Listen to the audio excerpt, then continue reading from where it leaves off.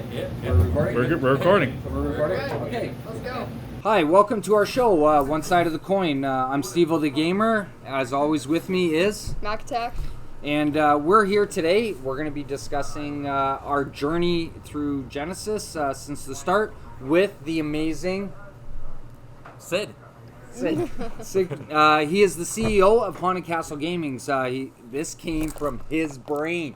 Like, this is absolutely amazing. I keep repeating myself over and over again, obviously, but I love this game so much.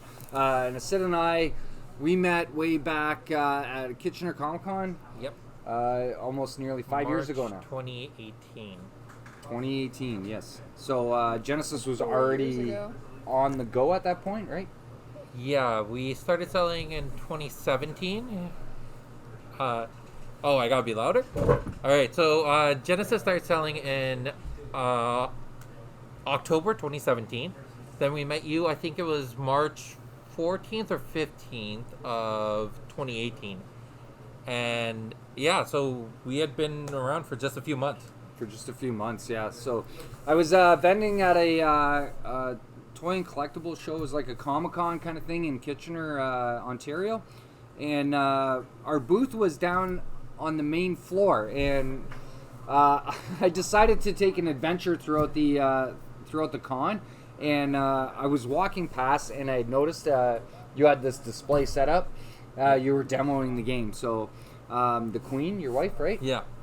Had caught my attention, and she pulled me over and she asked if I had heard about Genesis, and obviously I hadn't at that point, right? I mean, it was so new, and so I was in a bit of a rush, and I said I was going to come back, and I did come back, and you were demoing with somebody at the time, and so she kind of gave me a breakdown of what the game was like, and so my wife was taking care of our booth at the time, and so I couldn't really stick around to actually learn to play the game. However, I did invite you to the store.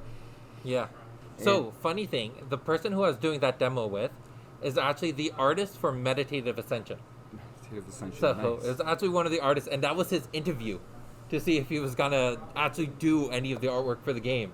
Nice. So I was actually interviewing an artist at that point. And so his artwork awesome. still went through, though, right? Yeah, he did Meditative Ascension. He was a great guy. I had a lot of fun working with him, but he just found like the amount of work that was required and the standards we had, he just wasn't ready for that, and he was like, I need to go to school and sharpen my skills a little bit, and then he'll come back to the project.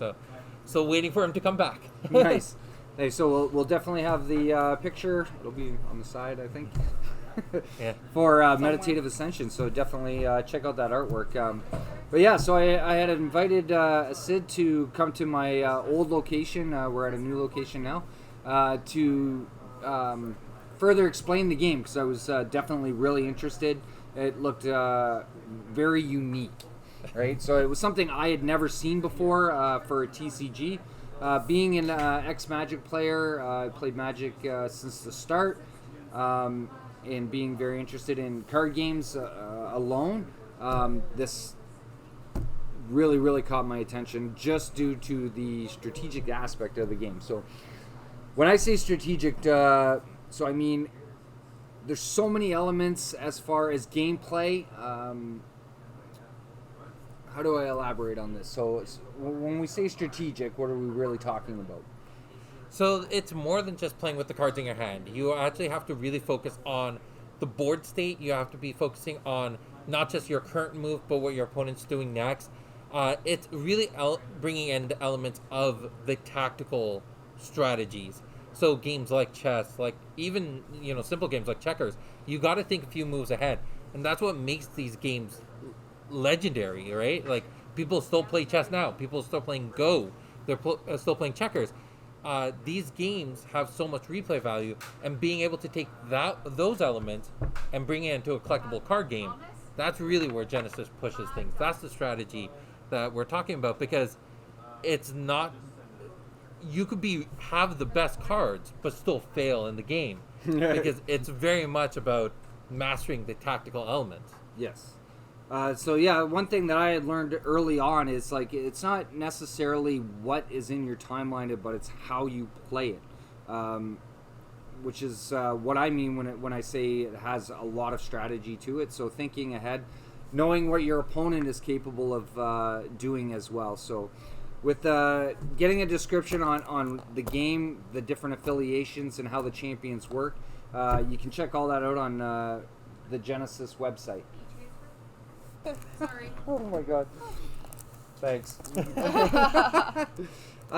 So learning about the champions and what they're capable of doing. So each champion has 2 affiliations associated with them. So knowing what those champions are capable of doing just from the cards in the game that are in existence right now gives you an insight of how to play the game, I think, which is a key thing. Knowing what your opponent's able to do. Further on from that, so when did Beta come out? Beta came out September 2018. You're like really testing my memory here. So 2018 September. And the nice part was we did the funny thing of having Beta come out in September 2018. Welcome to JLR came out in September 2019, and Raise came out in September 2020, and each of them were just like one day apart. I think it was like the 15th, the 14th, and the 13th, something silly like that. Because if you can, why not? Why not? Makes it iconic, I think. And then we have J2, which isn't coming out in September at all. It had to be the odd one out. But this is more or less a combination of all the sets that have been released, right? So it's going to give new players that are unable to acquire any of the original 4 sets, Alpha, Beta, J, and Raise, and still be able to play the game at a competitive level. So let's talk about the journey to the championship. So what made you decide to take it to that level? So a big thing that I realized when designing the game, and this is what I didn't know before starting the company, is that at the end of the day, the big difference between collectible card games or miniatures or any hobby game is that it's not just the game. You have to create all the peripheral stuff around it, and one of the biggest things is a competitive scene. Because if all you have is the game, then people will just play casually until they're bored of it. But if you have a competitive scene, then they have something to work towards. So creating the championship was really a reason for people to play more of the game and not just put it to the side like they would their copy of Monopoly or Catan. If you don't have a competitive scene, you just stop feeling interested at times. So that was the big reason for having the championship, but it was definitely a lot more work than I expected it to be. It was, but it ended up turning out to be absolutely amazing. I remember participating in it, and I was so excited, so nervous, because it had been so long since I've been in the competitive scene for any kind of TCG, and then walking into this tournament and seeing the amazing setup that you had for it was like it was incredible, definitely will be stuck with me for the rest of my life. Not just for the simple fact that I won that championship. No, it has nothing to do with it, he's so modest. Not at all. But yeah, so like we had very few developed communities though based for the championship. So going forward into say future championships, how do you think it's going to be compared to that championship?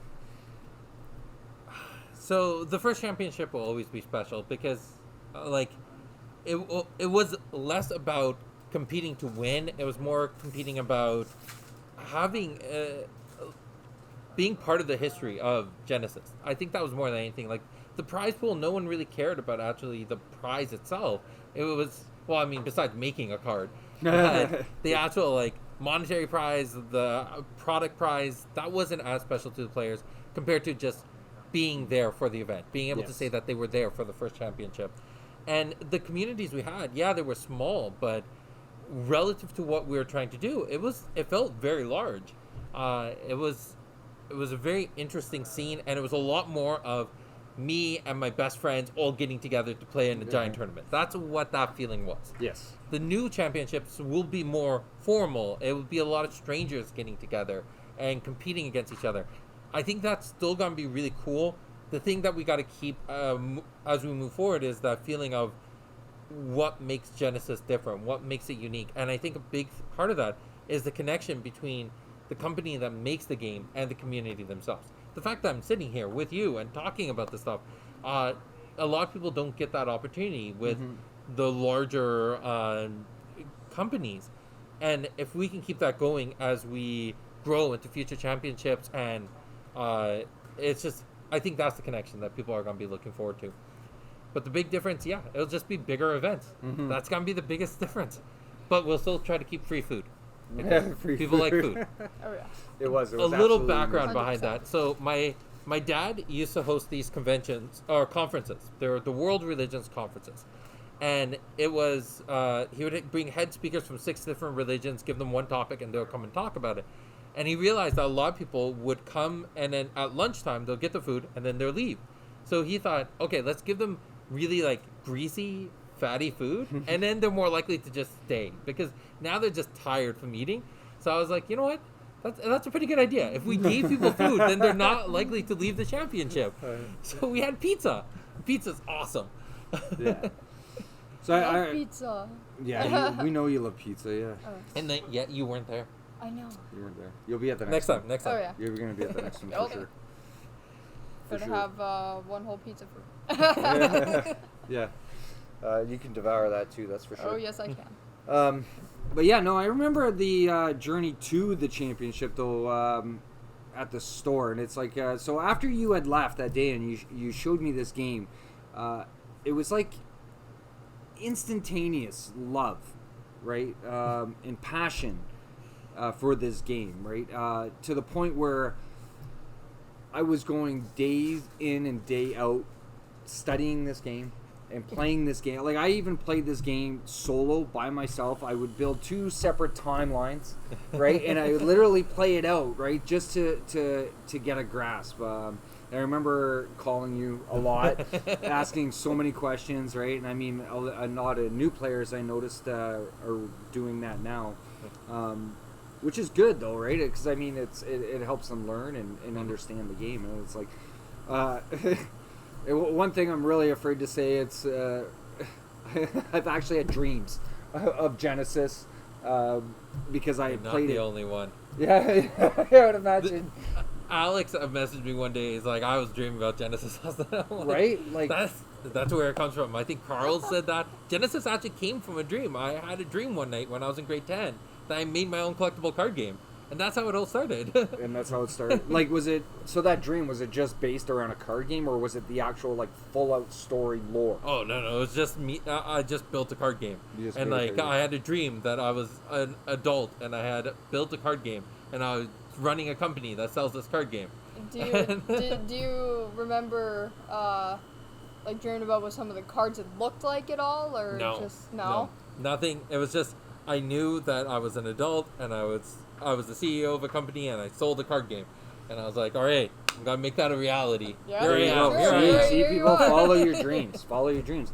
And Literally. that's, like I can relate to that because as a child, like, I can remember when I was a little child, I always wanted to own my own business. I wanted to own my own business. And throughout my entire life, I had many different venues or ventures into owning my own business, and it just did not seem to be the right one at any given time, right, with everything that I ventured into. And then it made sense because I was a huge gamer. Right? Huge gamer. Love gaming, all different styles of gaming and that. And so it only made sense. My wife actually, because we were running a Pokemon club out of our house, and she was getting tired of having like so many kids coming over every weekend just to play Pokemon at that There point. were like 10 of them. Yeah. And 10, so 13 she's like, kids. this has got to go, right? It was just like, and it was my push to, hey, it's like, okay, well, I want to own my own business. Yeah. I'm into gaming. Let's open a gaming store, right? And it then just after went from the there. Pokemon Club was running at our house, after that, we managed to start running it at the dojo. Yes. Well, the Brian from D&D United Martial Arts actually lent us the space to run like larger Yeah. tournaments because you saw how small that old store was, right? Yeah. So it was like, Yeah. but yeah, that was definitely my journey into Genesis, and it's like, Yeah. love it. Do does your community know about our first interaction, like my perspective on it? What, of Genesis? No, of you. Of me? Oh, I think I've heard this. I don't think so. People But go ahead, you can hear reveal this. it if you They're like. gonna hear this. So I just met Steveo. I come to his store, and I didn't know how many people would come to demo. I was hoping for like at least 4 to 6 people, and we had 2 people doing demos, and taught them how to play. They were playing, and then afterwards, Steveo decides to buy a few copies of the game. I'm leaving the store. I'm talking to Arthur, who came with me, Yes. and I was like, I was surprised we sold anything. I thought Steveo hated me. Like, he looked so scary. I didn't realize that he was working, like, you were working factories during the day and Yes, then running the store. So you were just super tired. I was tired. You were Yeah, super he was but you were exhausted. super scary. And I was just like, I did not know this. I did not expect him to buy any product. I didn't think I would talk to him again after that event.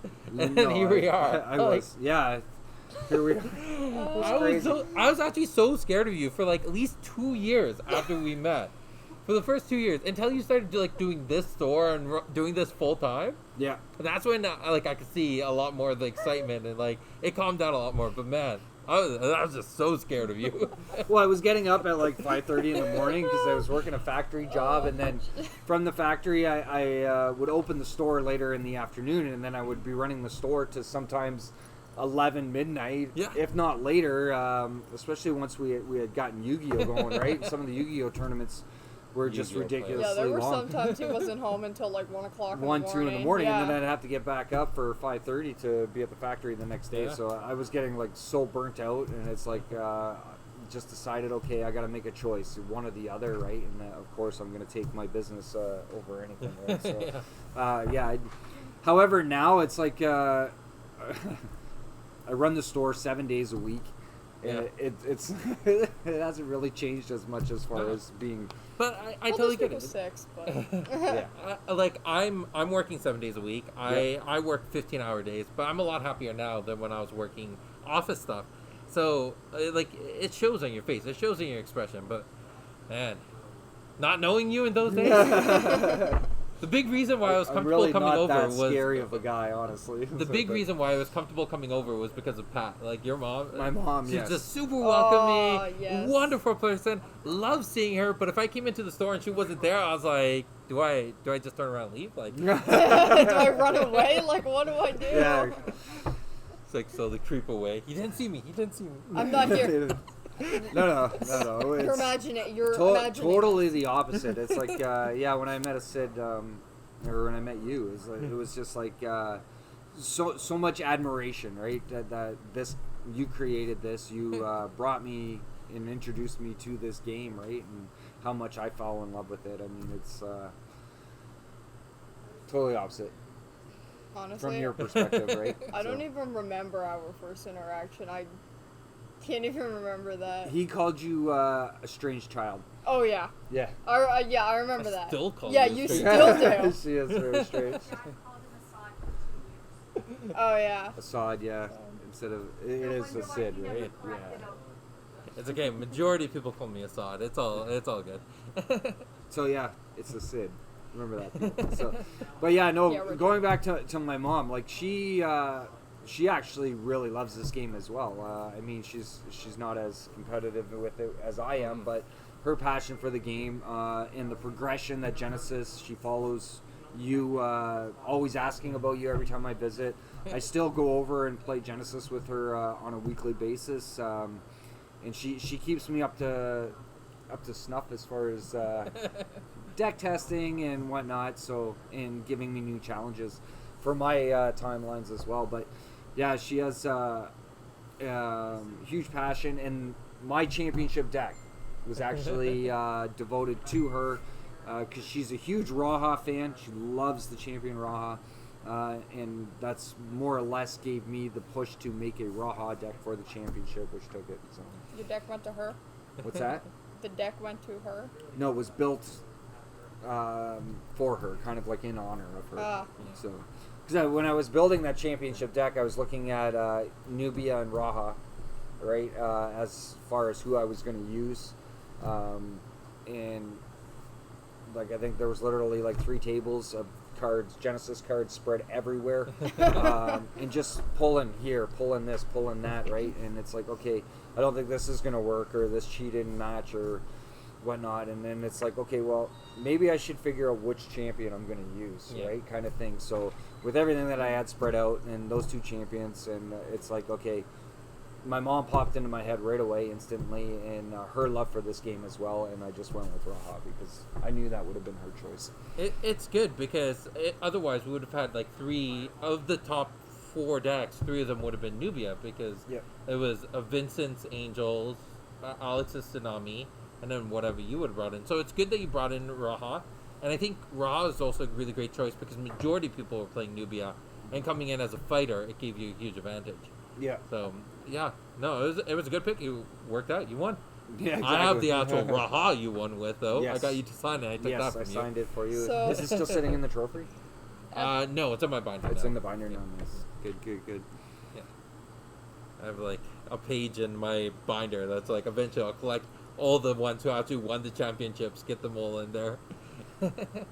Any epic battles that you can recall in Genesis that you've seen? Or memorable ones? I still love the moment where Alex decimated you with tsunamis. The tsunami deck. That was really good. That was at Anime North, was it not? Or no. That was at Ragnarok. Yeah. Ragnarok, yeah. Yeah. That's the first time I met Alex. Yeah, and he just came in and the tsunamis just destroyed those angels. Yeah. That was pretty awesome. And then, so your final match was awesome. It was really cool. I think my favorite moment was when you were both just sitting there for a few minutes, and it was like brand new round. You both drew, and you're just sitting there, and it was so intense, so epic. And Alex is like, Steveo, you go first. And you're like, what? Really? I remember that. I was Just watching like you it sit on there the, and you're on just the like- Twitch. Yeah. And it's like, hey, you go It first. was You know, like a just whole 2 minutes goes by or something like that where we were Absolute just science. looking. All of us watching behind the TV were like edge of our seats. Like, what are they gonna do? What are they like, gonna do? what's going on? It's your turn. You're like, oh.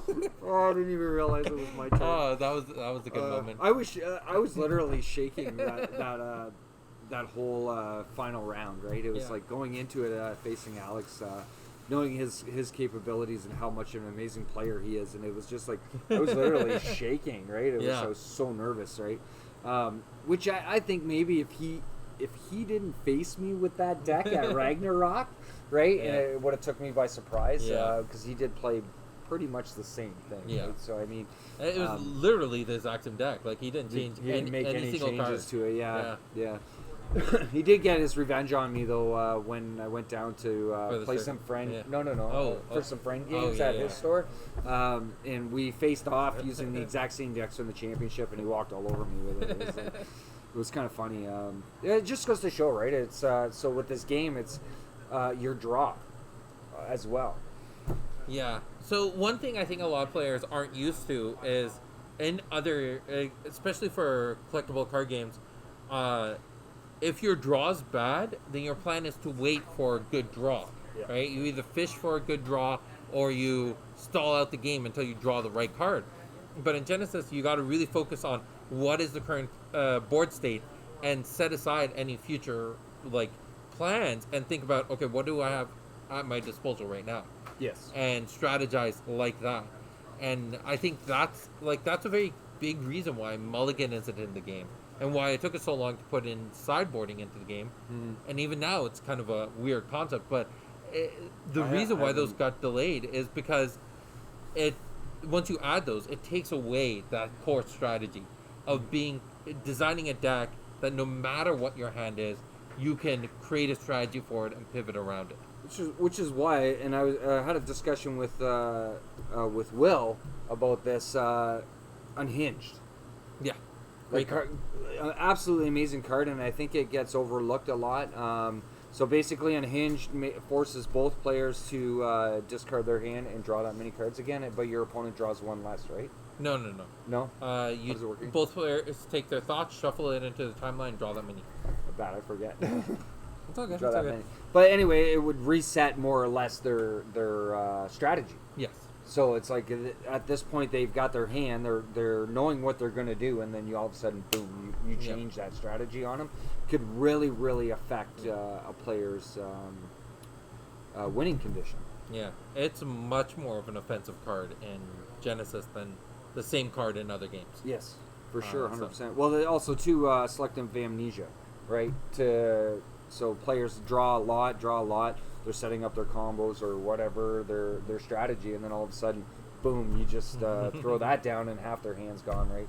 So now they don't have the capability of doing what they were already doing. So I mean, it's a key thing for the strategy of the game, right? So it's not just what's happening on the field, but what you're also able to do to your opponent as well. So, which makes it even more better. It's like, because you don't see these styles of play in any other game.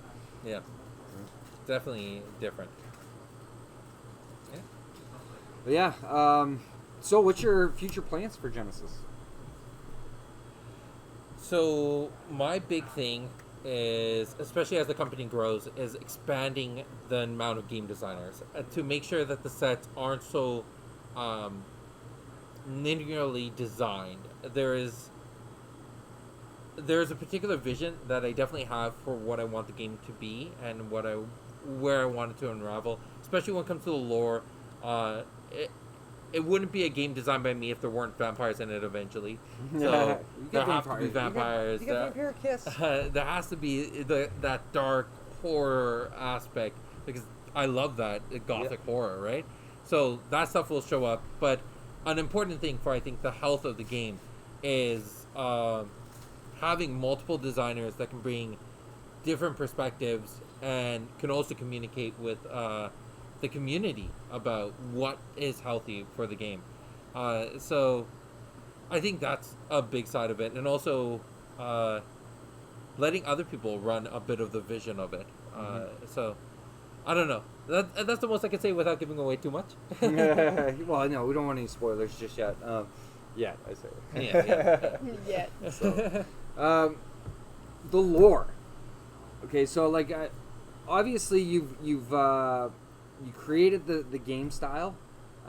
Where did the lore come from? Laziness. Laziness. I can't see that. It comes out of the fact that I tried. I had like 5 or 6 different iterations of the lore. Yeah. But nothing came together because I couldn't build a world from scratch. So what I did instead was I based it off of our own history. So I'm not a big history buff, but I love the history of languages. So I studied how language changed going from Africa to Egypt, splitting off into by the Indus River up into the north, where you get Germanic and English, where in the south you get Sanskrit and you get Chinese and all these other languages. So I followed that pattern of languages. So Vishud was based off of African mythology, so we're going from where humans started, and then we move into Vadhis, which is Egypt. So the humans, we split. Some went towards Egypt, some went towards the north, which would be Europe. And Vadhis was supposed to be Egypt, and then going to Sahas, that's India. That's where we went to afterwards. And then from there over to China, which would be Ajna. So in reality, China, there were a few like starting points of language. So China, Africa, and here in North America, what are they called? Mesopotamia? No, not Mesopotamia. I can't remember. But in North America, there's 3 places where language started from scratch. And so we're following one of the trails, and I put Ajna in there to make this make more sense. And then for every city, I just had to create a political reason to divide. So in Vishud, if it's a very, very harsh land, why would people want to leave there? Well, they want to have an easier life. So they go to Vadhis, where it's more lush, and where they don't have to hunt for food all the time. They can grow fruits and vegetables and live off of the land. Then going from Vadhis over to Sahas, the idea here is going to the separation between having a single ruler to people ruling their own life. So in Sahas, everyone's much more independent. Their focus isn't about economy or religion. It's about knowledge. And then leaving Sahas, going to Ajna, the idea is now everyone is so focused on knowledge in Sahas, but they've let go of their emotion, going from the dark ages into the romantic ages. So Ajna is a much more balance between emotion and knowledge and life and everything around you. So that's why the Ajna champions, stat-wise, they're much more balanced champions. Sahas champions are much more focused around their knowledge, so their ability, aura. Vadhis champions are much more focused around combat. That's just basically how the lore came about. And once that was established, it was just reverse engineering, like what were everyone's thoughts, why would champions do the actions that they do. It all just kind of fell into place because the foundation was stable, because the foundation's true. Like, I didn't have to make anything up. I just based it off of what was already there. That's pretty cool. Yeah. So with each city, like, has a crossover at least with one other city as far as affiliation, right? Yeah. For right now. For now. Yeah. Yeah, because we didn't have Phage introduced at the beginning. So we only have the 4 colors, and it made it easier because each city is based off of a political concept. So just finding the affiliations that are based off of that politics. So Thymos Chaos, which is a Vishud, Chaos is very much about independence. Thymos is about emotion. This is very much the hunter-gatherer, right? It's the tribal concept. Where going into Vadhis, where you have belief and knowledge, this is very much the not just religion, but structured religion, where it's run like a business, it's run as a corporation. So those things come together, the affiliations into the belief, into the lore, and it just made for a really good struggle of storylines. But at the end of the day, like, I had this overall concept, but Carl was the one who brought it to life. Brought the lore to life, yes. It's absolutely amazing because, story. Yeah, he brought characters to life on the page. I had this concept of the characters. I understood them, but his writing is it's just so phenomenal. It is phenomenal. Yeah, if you guys ever get a chance to read the lore on the website, I highly recommend it.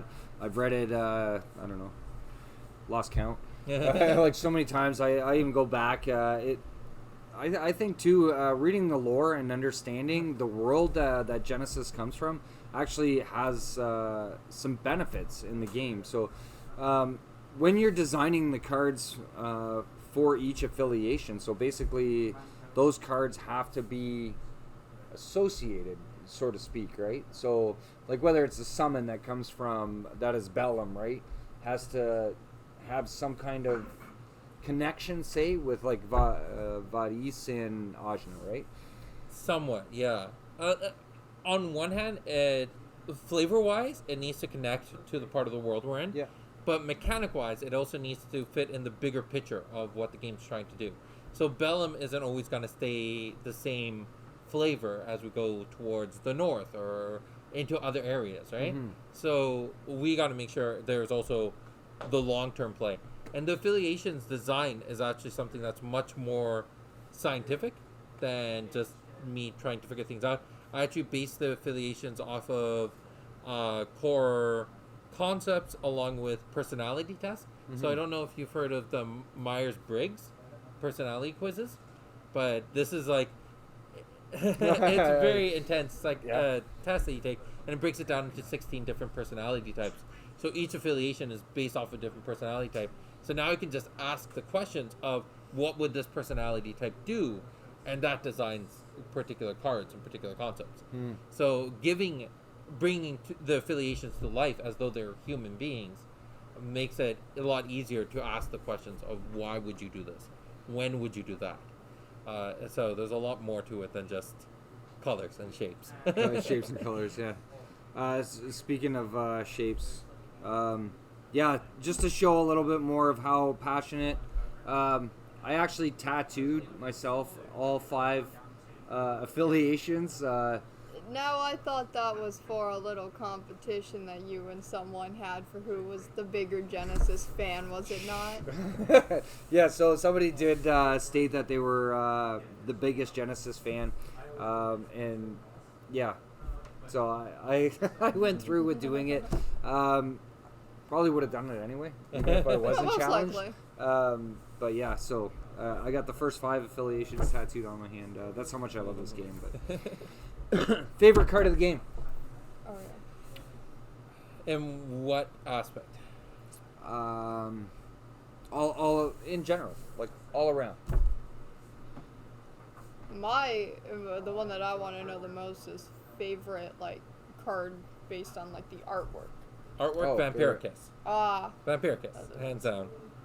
Leslie is an amazing artist, everything she does, but Vampiricus kind of stood out as like, this is the art that would draw me to this game if I wasn't the one who created it. So Vampiricus, hands down, my favorite artwork. Favorite card to play with would be Malicious Persuasion. I think it's one of the most dynamic cards in the game, I feel. There's so much value into it. But I don't know, like, the one that I have the biggest sentimental attachment to is Hunting Hound, because it's literally been around since I started designing games back in 2002. Actually, no, earlier, like 95, 94, when I first started designing my like RPGs and things like that. Hunting Hounds have been around forever. Forever, yeah. Well, I remember playing against your brother with his Hunting Hound deck, right? And that's my first experience with that card. Didn't think because it was just a your run of the mill two health, 2 attack summon, right? And didn't think that it was going to be as powerful as it is. However, progressing throughout Genesis, it's like, wow, this such an amazing card, and I think a lot of cards like that get overlooked. Which in the long run, people will figure it out, right? Yeah, like that's a big thing. In most games, there's usually, especially when you're looking at the smaller creatures, there's 2 cards that you can compare, and one is usually just strictly better than the other. Yeah. Right? But in Genesis, because we have the nuance of aura being such small numbers, going from 1 to, I think the most expensive card being 35, Primordial still. So anywhere from 2 aura, the cheapest card, which is Future Sight, Future Sight I think it's called, up to 35, it gives us a lot of space to tweak those numbers, and then the chi gives us another axis to tweak on. So even something as simple as a Hunting Hound compared to Hunting Hound versus Baihu, there's actually a lot of decks where Hunting Hound is better, and then other decks where Baihu's better. And even though they're very, very similar cards, and the cost is just 1 aura, but that can make a difference. It can make a huge difference in a lot of games. So it's like Hydualis, for instance. It's like the 7 energy cost for it. Yeah. Right. It's like I've seen you play it a lot. However, it's probably a card that I would never use because of the high cost on it. Because I like to reserve my resources as much as possible in gameplay. But yeah. So what's your favorite artwork then? That's a tough one. It's gotta be a tie between definitely Angel and Assassin's Drain. Essence Drain? Essence Drain. Yeah. So Essence Drain is interesting. That was Demyan's trial piece to see if he was eligible to join the team. And he did that. We gave him the description. He went away, did that artwork, came back. I was like, I love that character so much. I'm going to turn him into a champion later. So that's how Essence Drain happened. And then Angel was like, Leslie, I told her to start working on it. And I messaged her 3 months later. I'm like, have you done anything? She's like, no, I haven't started it yet. And then 3 more months later, she had a few sketches. And eventually she like went all out on this piece, and she's like, I'm sorry it took me so long. But it looks amazing. Yeah. Funny thing about Essence Drain though, I didn't even know that was Korra. I thought that was a tree. I literally thought that was like some evil like magical tree or something. It's so and then when I finally found out it was Korra, I was like, what? I don't know who had told me. I think it might have been you. The card was already out before you decided to turn it into a champion, right? Yeah, well, that was it was because of the artwork that we decided to make core. Yeah. But also the girl in there was originally my concept for Dara, But then we changed Odara's look later on. Okay. But that was supposed to be the artwork of Core and Odara. But yeah. So Odara who gets is that girl in the artwork though? It's just some random girl getting the life sucked out of her. That's about it. Yeah. That's what Core does. Well, it can't be Odara because she's here now. So Yeah. Yeah, I know. Having discussions with you, you like to put a lot of Easter eggs in the artwork. Yeah, I mean, why not? Why not? Right? Why Yeah, not? I know. I remember one time I was writing some of the flavor text, and I'm like, I don't know if I should put this in. I was like, you know what? It's my game. I can do whatever I want. Exactly. Exactly. Right? Like, Yeah. no, you're doing an awesome job on it, though. It's like What was it? Another one that I didn't know. Was it Inferno Pits? I think it was. Malik's in it, Yeah. and he's the one being drowned in the sand. Yeah, I didn't know that either. In Quicksand. no quicksand. Yeah. Oh, was it? In Welcome to JLR, there's 8 alterations, and there's 2 per city. So like Vishud's alterations have Malik on one artwork and then Idris on the other, and that there's a cycle of those. But Inferno Pits artwork originally didn't have Malik on it, and I realized the other 7 had champions on it. And I was like, okay, we gotta put Malik onto this piece. That's why he's kind of like that. Someone actually thought that was a camel. Didn't realize that it was What? Malik. Wait, what? And then like now go back and look at the artwork from Welcome to J. Lara for Inferno Pits. It does kind of look like a camel. Looks like a camel.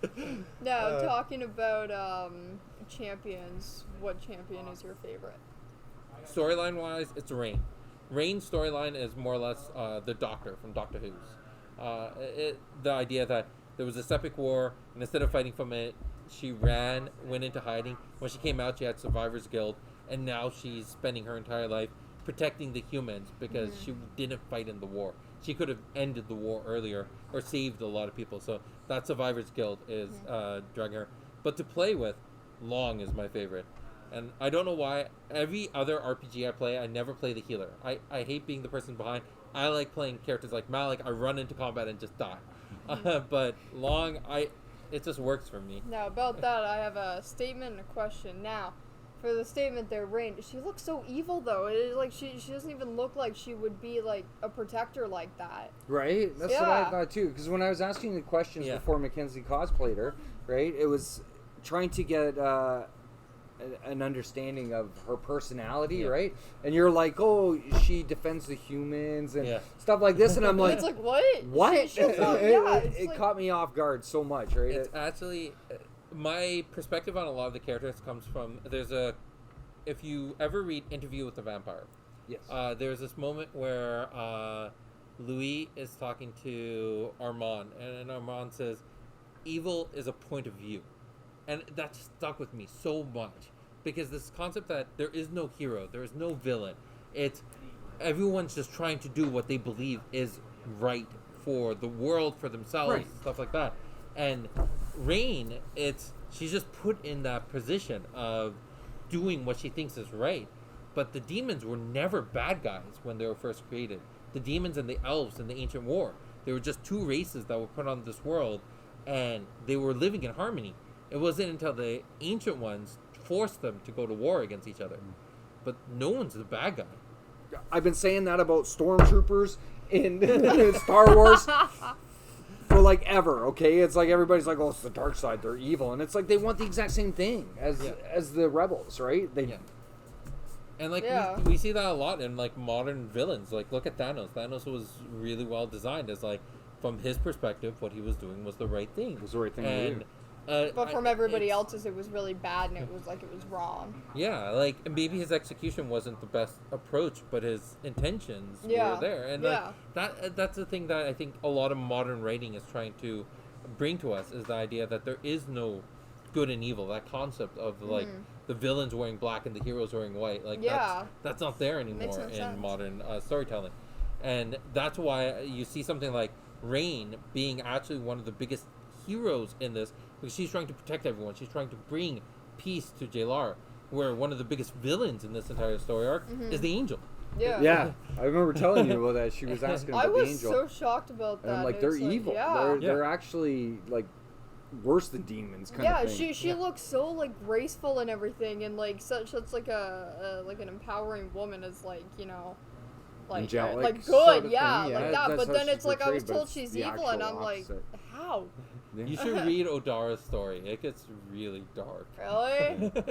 Read all the stories. I told you to start reading them. Mhm. It's phenomenal Yeah. read. Now, for my question there. First of all, how do you pronounce Long's sister's name? Fong? Fong. Is that Fong? Okay. Yeah. They're twins, yes? Yes. How is it one ended up being half dragon and one looks human? Well, first you gotta read the story. Okay, well, okay, But, yeah. So a big thing was Long. When we're playing the game, the point of this story arc, when Fong and Long are champions, they are the living legacies of a dragon and a phoenix. When they're That's kids, why she's on the artwork of Revenge of the Phoenix. so actually, the name Long and Fong is Chinese for dragon and phoenix. Oh, really? Yeah. So what happened was Fong was born with a life-threatening disease, and she was a delicate child, and that's why she is smaller than Long, and all this kind of stuff. Like this disease was eating away at her life, and Long makes a deal with the dragon that the dragon will give him a cure for Fong's illness, but Long has to do something for the dragon, and Long's then convinced to go kill the phoenix, and in the phoenix ashes, before it can resurrect, he puts Fong, and Fong resurrects in the ashes, completely healed. So now Fong is the living legacy of the phoenix. To give Long the strength to do that, Long had to drink some of the dragon's blood, and that blood mixed into his own, and he became part dragon. So that's their separation. Pretty interesting. Wow. Yeah, Read the story. much more intense than you thought it would Oh, be, yeah. huh? Yeah, I thought it was like, parents' genetics and stuff. I mean, you never know. Some No. people are into some weird stuff. You never know. You're weird. So now I know why you say it, right? Thank you. Take pride in it, my guy. Exactly. Now. Yeah, it's my turn to talk now. You. Okay. Okay.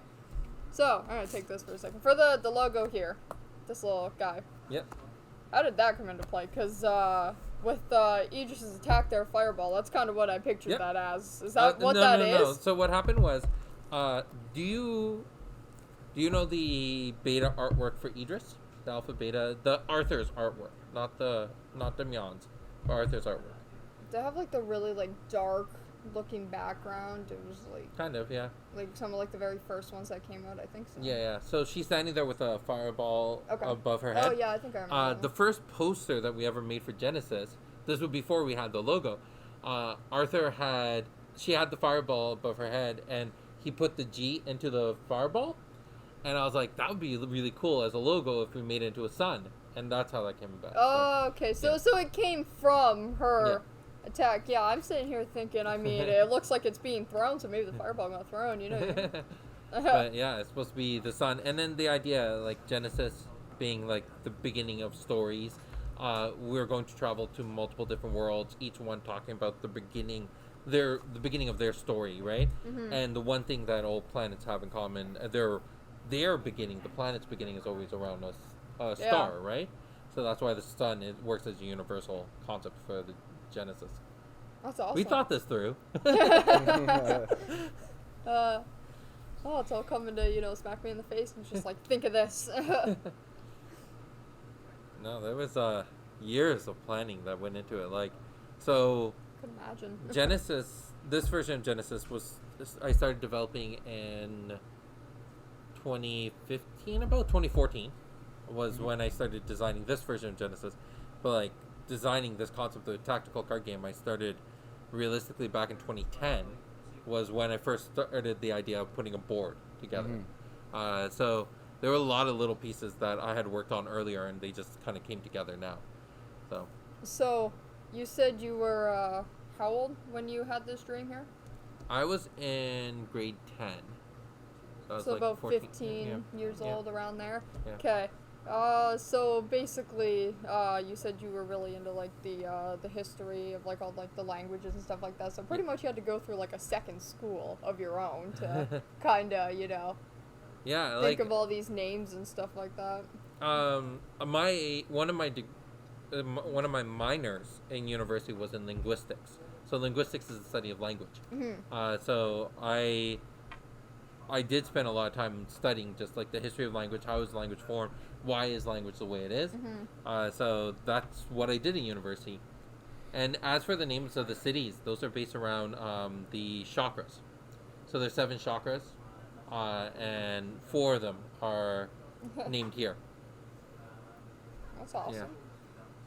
Yeah. That's pretty cool.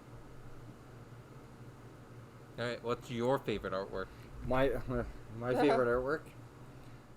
He's got like Santa, as long as Santa Claus is Yeah. good and bad lives combined together. I had to pick one.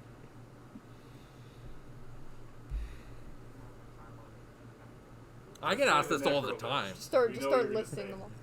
Yeah, it's a tie. There's a tie. I can't decide between the two. Definitely the Necrolich, because my son and I had the concept. Like, he actually, before presenting the artwork to Damian, or to give to Damian, it's like we sat down and my son actually drew out some pictures, right? I think he did that at school too. Yeah, board in class, and he board just in started class, drawing. and he drew the skeleton with his hand out and everything, right? And it was just like, yeah. And then seeing Damian bring like my son's concept to life, right? It's like outside of that, Leslie's bullshot. Which one? Oh. Like, she did both. Oh, she did both. The one for Jay. Oh, okay, with Yeah. Raha. Raha. Yeah. It's so colorful, so bright, and I think it has a lot to do too. It's my favorite card of all time. like anybody who knows me that from playing Genesis, bullshot all the way. No, I have the same sentiments around Dialga and Pokemon Go. Yeah. Like, I don't know a lot of the Pokemon, but Right. Dialga, I play with it all the time, so it's one of my favorite Pokemon. Right. So I get it. And that card pretty much won me the championship too. Is the use of bullshot. So I stick by it. But that artwork is so gorgeous, right? She captured Raha's ability, right, from her. Yeah. Aside from the first artwork in Alpha, like it was just the yellow and black kind of thing, right? Yeah. Like this one here, it just brought it to new life, like all the colors, right? You can see more of it. And Both of them still absolutely look really good, but I mean, Yeah. this one is just a lot more brighter. more brighter, and Yeah. the imagery behind it. So I'm actually looking at it, sitting Yeah, on that's the why wall we're all right now. staring It's at like this. just staring Yeah, at we're all staring the in that picture of direction. that Posters over bullshot. there. We're all just like, And then having a copy too of the reverse that Will had given me. Yeah. No matter how it looks, which way she's going, just love it. But yeah. Cool. Any other questions? I'm good. You're good. I'm good. Nice. I think I'm okay. What? I think I'm good. You think you're good? Yeah. So yeah, that's pretty much our journey so far with Genesis. We plan on continuing the game as long as you keep making it, and I'm sure you will. When are we going to see a next set after J2? It's so I'll be honest, things are changing a lot for us. Original plan was to aim to get an Origins out Q4. However, with the growth of the game going on right now, we just don't think it's in. How do I put this? We still have to figure out what our plan, what our strategy is, if we can even do that right now, because there's so many people getting into the game right now. The last thing I want is like us to try to hit the delivery of Origins and then it falls shy, right? Right. So we got some ideas. It'll come soon. Yeah. There we go. Been trying to figure out my first tattoo. Maybe I'll get all the little symbols tattooed on me too. Don't know where I'll put them, but I'll put them somewhere. I don't know. Maybe Sid will let me tattoo them on him one day. Who knows? I'm No. I was gonna say I'm first. Yeah, for sure. So again, if you have not had the opportunity to learn how to play this game, I highly recommend it. Check it out on the website as well, www.Genesis Battle of Champions. And hopefully one day you'll face me at a championship. I'm going to continue playing this game because I absolutely love it. One quick question. So with the competitive play, recently you introduced a judge program. Yep. Okay, do you want to touch base on that a little bit? So the judge program has a few different levels. A big thing about it is as we grow and as we scale, we no longer can do everything anymore. In the early days, I literally traveled to every single store for every single event and was the judge there.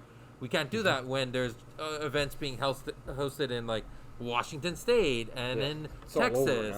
Yeah, like I can't. We just can't travel like that, especially like events being held in Germany or Switzerland. Like you just can't do that. So the judge program is to get people who are very passionate about the game to take that next step and help build the communities and help grow that. But we want to do something really different with it, and we don't know what that is until we get the judges in and have them communicate with us about what the next step should be. Mm-hmm. So the judge program right now is very much just bring people in to show their passion for the game and help grow those communities. When we want to take that step of what they can do to elevate that, we'll see. It's all open communication. I recently wrote my test, and Alex just told me that I had passed it, so I was super excited about it. And it's not just about judging at events and whatnot. It's actually helping to grow your community, teaching them. You ever want to learn, you can always touch base with us. We're so passionate to teach people and introduce this game to more people so that they can have as much fun and enjoy the game as much as us, right? So definitely a huge thing. If you're interested in the judge program and wanting to know more, just check that out on the website as well. One last thing, Patreon. So I've been a huge Patreon supporter for Genesis Battle of Champions. If you're interested in becoming a Patreon member, you give out so much awesome stuff. I can't believe it. It's like can't get enough of it. So every month you receive some free stuff from Assad for the Patreon. All sorts of awesome looking promos, alternate arts, etc., etc. Even some booster packs for Genesis to help you get started. So look into that on Patreon. Support. We do. 100%. You know that. And so. Hang on. What? One more question. Why'd you choose Bird for the box? It's the only card in that set that got new art. Yes. Really? Yeah. Every other card has their old previous printed art. This is the first time this art's showing up in the game. Yeah. Did you know? You saw the promo too is different, right? Yeah. Than the actual card itself. So I'm holding the wrong box. Not that. Oh, by the way, the posters. I saw the posters. They look nice. Oh my god! Yeah. So 2-player starter kit. This comes out on August 20th. I'm going to say the date because it's tomorrow. And this may not be up in time, but anyway. So yeah, J second edition. You want to get into the game. 2 rares per pack. Foils. God, those foils are gorgeous. I know. Pretty. So it's going to be quite the challenge trying to collect one of each of those foils, but I'll eventually get it. I can't stress enough how great this product is. I give it like 100 out of 10, this game, and I'll keep saying it over and over and over again. So I even remember one time I told you that if you did not decide to continue making this game, that I was going to be playing this game for the rest of my life. Do you remember me telling you that? I remember. Yeah. I remember. So, look at him now. Yeah. He's I was more or less the time when I was like, all right, I can retire now. You can retire. and I'll keep my playing company. It. Yeah, and I'll keep playing it. Like I love this game so much. So thank you very much, Assad, for joining us tonight on our video. Loved having you. And hopefully we can have you back again on a future stream. Yeah. And No, this is when you turn to him and say he's coming back. Okay, yeah, he's gotta come back. We'll force you to Not come maybe. back. No, he's coming back. I can't stress enough to you how much I'm honored to be a part of your Genesis team and watching you grow with this game ever since the start. But thank you very much. Thank you. Okay, awesome. So that's it for one side of the coin. Hope you enjoyed watching our video. So don't forget to subscribe to our channel. Like the video. And like the video as well, definitely. So on behalf of Assad, Mac Attack, and myself, we bid you fair night. Thank you for watching. Really quickly, if you have any questions for the next live stream, comment them down below, and we'll read them on the next live stream. Be sure to do that. Words from Mac Attack. Yeah, words from Mac Attack. Bye.